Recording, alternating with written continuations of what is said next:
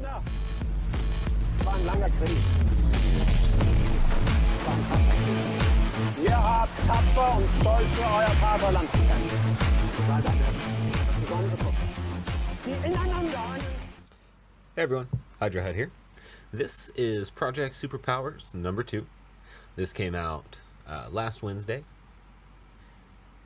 Last Wednesday? Yeah, last Wednesday. I didn't want to do a review on it too soon, just in case some people wanted to read it before rushing to my channel to watch my videos. But this is a good continuation off of the 0 issue and the 1 issue by Rob Williams, Sergio Davila. Dynamite Comics is the publishing house. Rob is our writer, Sergio is our artist. The color is by Philidius. I don't know if that's a company or a person. And letter is Simon Boland. It's good. Pretty much picks up right up where the other one left off. We get some really cool art where they give us a little bit of backstory about the world we're in right now. Then we pretty much immediately jump into the action. So I don't want to give too much away. Well, I'll try not to give anything important away. But who I'm assuming is our main character. She was essentially inherited the power of the flag. The flag is an embodiment of the American spirit. So anybody who wears the flag as a power, not just grabs a flag, drapes it over their shoulder like a disrespectful moron, but wears this magical flag, they then gain all the power and spirit of everybody who loves our country, everybody who's died for our country, fought for our country.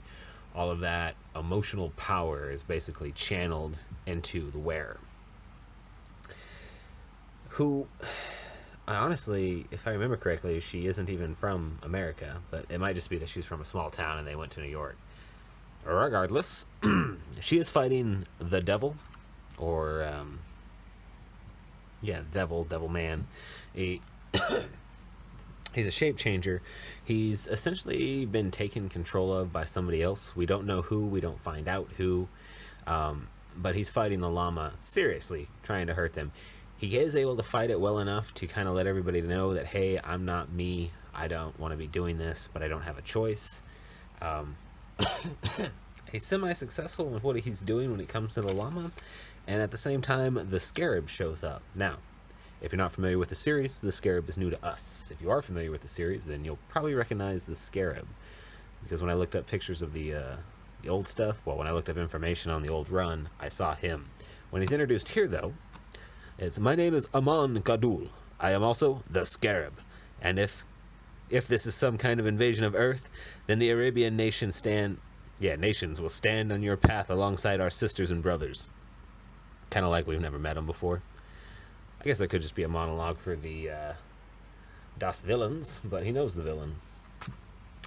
Anyway, he's kind of interesting. He's basically just a rich sheik. I think sheiks are in India as well as other places over there, but he's just a rich guy from India who used all of his money to create a super suit, not unlike some other superhero we all may know. And he named himself the Scarab, which is very close to some other superhero we know. As far as I know, his powers are technology, lightning, and flight. Sweet costume, though, especially for being based off of a beetle. Pretty much digressed off that. The art in this is pretty fantastic, though. I mean, this kind of looks more Silver Surfer than... oh, I see it. Wings fold in to make a little shell. That's cool. So while they're fighting, before the llama can... The reason the llama is so important is he's basically the strongest magical person in this world. And right now he is holding up hundreds and hundreds and hundreds of large jets from crashing all around the world. At the same time, he's being attacked by somebody who used to be his friend that is now possessed by a villain. So he's pretty preoccupied.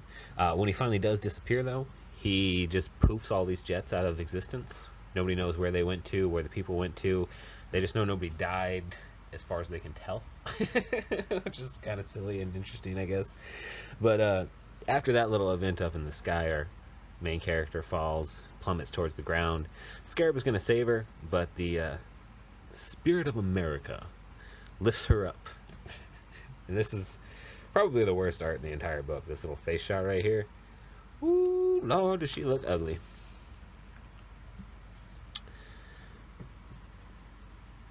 Honestly, the devil makes a pretty good bad guy, especially with his shape-changing abilities. Samson, I don't know if he's supposed to be this humorous or if this is a new take for this run, but he's pretty funny as a blind guy. I think, I mean, maybe if you're blind, you might be slightly offended by some of the stuff he says, but you're blind, you're not going to know. Sorry if I have any blind viewers. Also, I'm a big fan of this Black Terror guy. Every time he shows up, people boo him, call him a terrorist, and he has to correct them and say it's just a name. But this is a good book. It was fun to read. It had action and had some minor plot twists that you didn't see coming up, I guess. Some of them were pretty obvious, don't get me wrong. But all in all, it's a good book. I don't have anything negative to say about Rob Williams. I think Sergio Davila's artwork was pretty on point. This Validius cat, they did a good job on the colors. It all blends well, looks nice. It is $3.99 for the book, but that's actually considered a rather cheap comic if you're not buying from Alterna, that is. So, yeah, I would recommend getting this. I think this has been a good relaunch of a series I'd never heard of before. Well, that I'd never read before. I've heard of Project Superpowers, but yeah, it's good. Do suggest. Thanks for watching. Hail Hydra, baby.